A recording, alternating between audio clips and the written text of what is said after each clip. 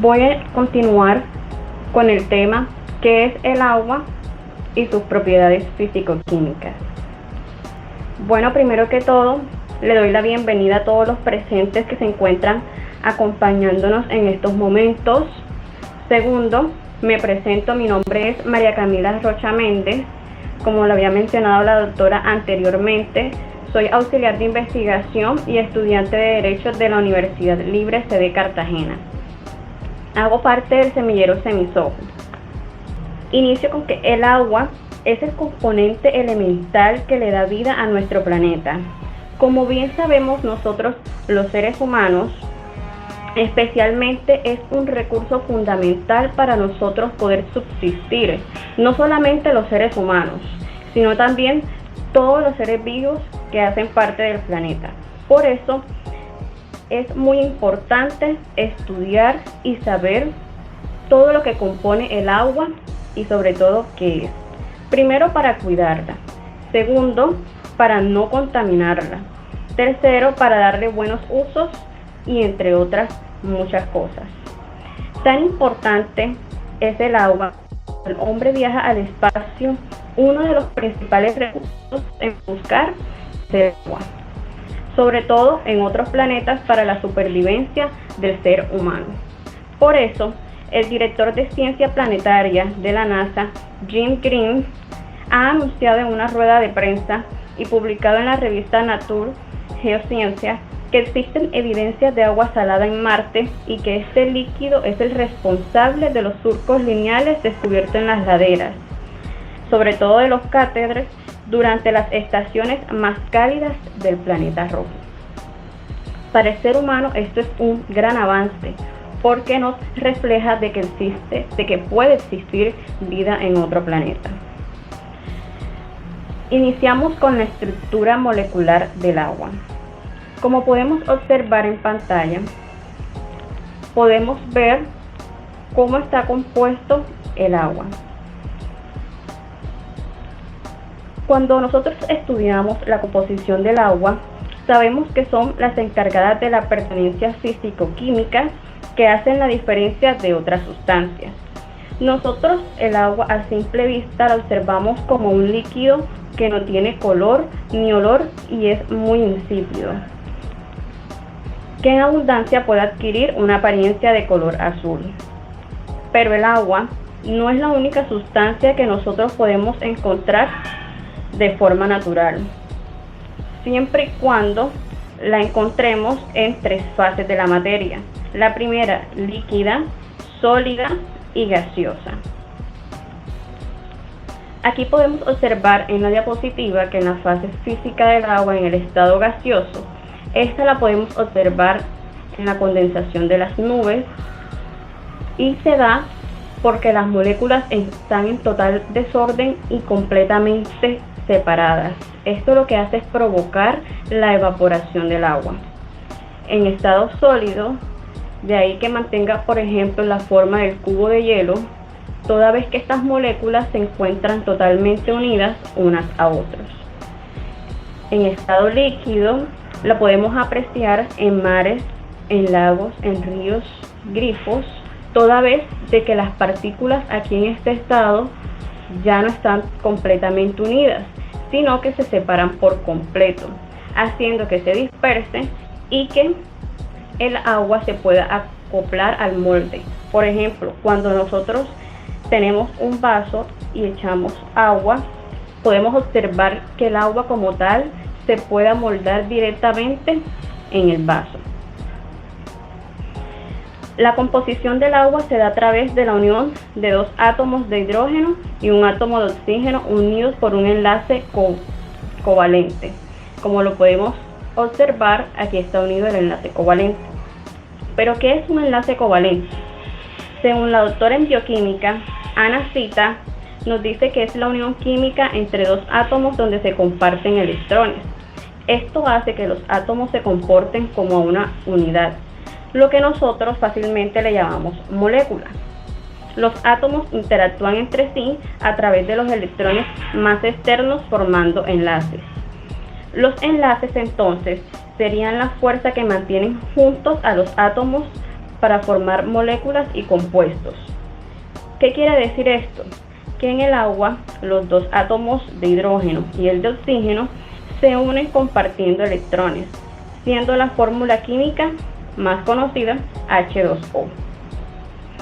Un ejemplo de enlace covalente es que primero se generan entre elementos no metálicos.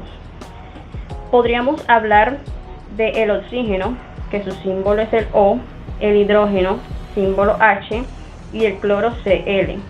Estos los encontramos como moléculas diatómicas unidas por el enlace covalente. El oxígeno lo encontramos con la letra O, el hidrógeno H2 y el cloro Cl2.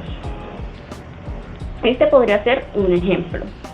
Entonces, lo expuesto por Healinger explica cómo en las moléculas del agua el oxígeno y los átomos de hidrógeno comparten electrones en distintas proporciones. Esto quiere decir que los electrones que nosotros vemos que siempre llevan una carga negativa son atraídos con mayor fuerza a los átomos de oxígeno, debido a que los electrones compartidos pasan más tiempo rodeando el núcleo del oxígeno y menos tiempo circulando el núcleo de los átomos de hidrógeno. La molécula de agua se polariza con los extremos negativos, que viene siendo oxígeno, y con los positivos, que viene siendo hidrógeno. Esta propiedad se conoce como polaridad molecular. Pero nos preguntaríamos, ¿qué es una polaridad molecular? Bueno, nosotros hemos observado que alguna vez en nuestra cotidianidad hemos mezclado el agua con el alcohol. Nosotros observamos que se puede mezclar perfectamente, pero cuando queremos intentarlo con aceite, observamos que no se puede mezclar. ¿Pero por qué? Esto es debido a que el agua es soluble y como propiedad física se relaciona directamente con la polaridad de las moléculas. Según Corinto, la polaridad es una propiedad de las moléculas que representa la separación de las cargas eléctricas dentro de la molécula, según el número y el tipo de enlaces que posea. Por este motivo, el agua tiene una carga parcial negativa cerca del átomo de oxígeno y una carga parcial positiva cerca de los átomos de hidrógeno. Por eso, muchas propiedades del agua son totalmente únicas, toda vez que se le permite por los puentes de hidrógeno esta acción. Por eso observamos que el hielo flota también en el agua, porque los puentes de hidrógeno mantienen a estas moléculas de agua más separadas en el agua sólida que en el agua líquida, donde hay un enlace de hidrógeno menos por cada molécula. Las moléculas de agua están unidas entre sí por enlaces débiles de hidrógeno, lo que da al agua su propiedad líquida. De no ser así, si los enlaces de hidrógeno, por ejemplo, fueran más fuertes, entonces el agua ya no sería un líquido fluido, sino que sería una sustancia totalmente rígida. Bueno, ahora sí voy a empezar a hablar de un punto que es bastante preocupante actualmente, y es que nosotros los seres humanos principalmente tenemos que tener este punto y llegar a un equilibrio para preocuparnos por la importancia del cuidado que le damos al agua, especialmente en estos tiempos de pandemia, donde el agua es uno de los protagonistas para coadyuvar un virus que está latente y que este recurso nos está colaborando muchísimo. Por eso debemos cuidarla, para que este recurso en todo el mundo no se limite, y porque sobre todo hay muchos expertos que están estudiando, tratando, sobre todo para que en ningún hogar pueda faltar este recurso. En Colombia, nosotros podemos observar cómo es uno de los objetivos del desarrollo sostenible, titulado Garantizar la disponibilidad del agua y su gestión sostenible y saneamiento para todo el mundo. Esto, más que todo, este objetivo consiste principalmente, porque tiene varios puntos principales, me voy a enfocar solo en uno, en tener acceso todos los habitantes de Colombia a este recurso natural, empezando por todos los niveles, Esto se quiere llevar a cabo con el fin de evitar todo tipo de infecciones, deshidratación, enfermedades, que las personas tengan un cuidado personal y sobre todo preservar la vida por el agua maltratada. Tanto el ser humano como todos los seres vivos que hacen parte de la naturaleza, se tienen muchos proyectos que ayudan a su no contaminación para la protección de este recurso y para otros elementos. Por eso, la Organización Mundial de la Salud establece que la importancia general radica en que proporciona a la sociedad civil un instrumento que responsabiliza a los gobiernos del acceso equitativo al agua. Por eso, proporciona un marco para prestar ayuda a los gobiernos en la formulación de políticas y estrategias eficaces que produzcan beneficios reales para la salud y para la sociedad. Un aspecto importante de su valor es que se sitúa en primer plano a las personas más perjudicadas, en particular a las personas más pobres y vulnerables, y sobre todo centrar ese enfoque en estas personas para que sean ellos los privilegiados en llegar a tener este recurso.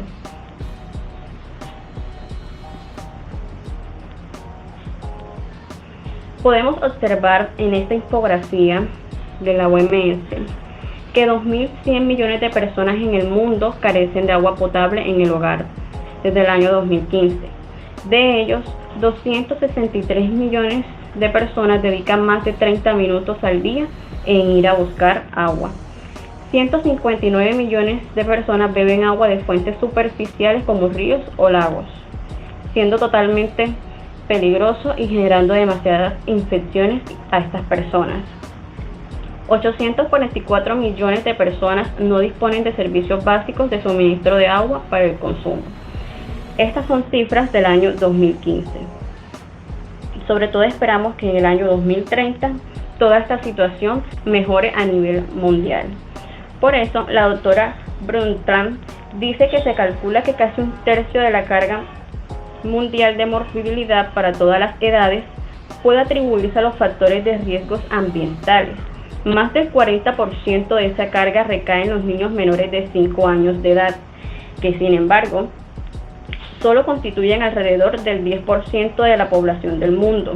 Esto quiere decir que nosotros tenemos que enfocarnos y de que es una prioridad urgente para la labor de la OMS sobre todo. El hecho de que el agua se considere ahora un derecho humano básico va a proporcionar a los miembros de la alianza un instrumento eficaz para lograr que realmente se produzca un cambio no solo a nivel de Colombia, sino un cambio a nivel mundial, porque es fundamental y de total vitalidad cuidar y preservar el agua, sobre todo para el ser humano. Aquí en esta gráfica podemos observar los porcentajes promedios en el ser humano. Todo depende de si es un hombre o es una mujer. Se le coloca un aproximado de que el ser humano necesita un 70% del agua. Aquí podemos observar las cifras, los porcentajes de cuánto cantidad necesita el ser humano para que pueda subsistir. Dice la ciencia que el ser humano no podría vivir 5 días sin tomar agua, porque como tal el ser humano siempre necesita de este recurso para poder que todos sus organismos funcionen al 100%. Muchas gracias.